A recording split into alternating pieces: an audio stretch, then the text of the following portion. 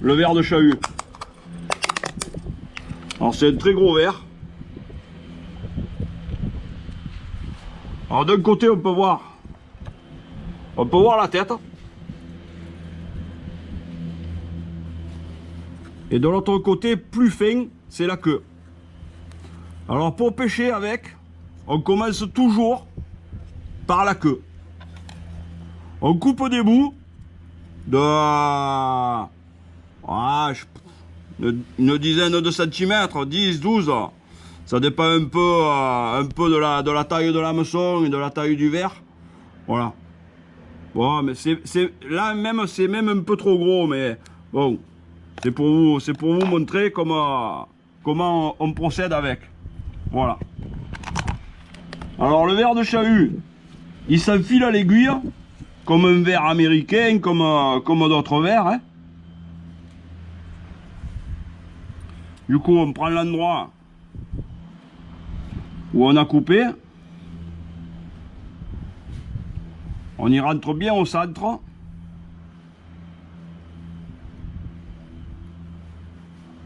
On essaye de toujours rester bien au centre du verre.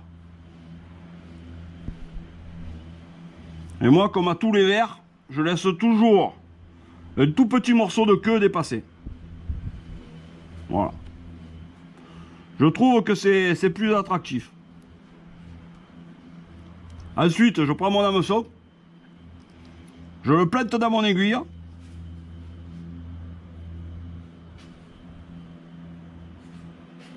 Si j'y arrive.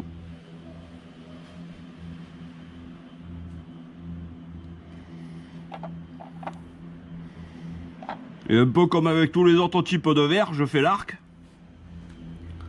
Et je fais coulisser mon verre.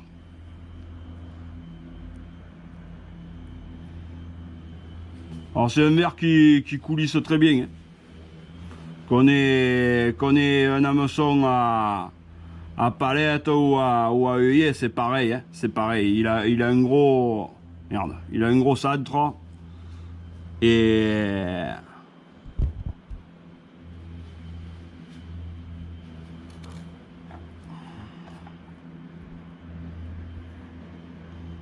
Voilà mon verre. Alors bon, il y a un petit morceau qui s'est cassé, mais c'est pas très grave.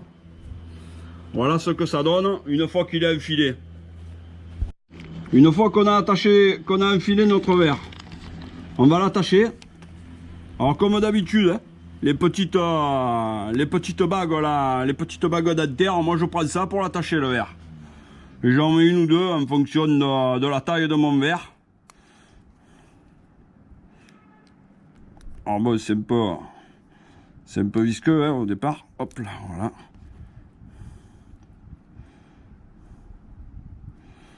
Alors bon, voilà. Là, j'ai besoin que d'une.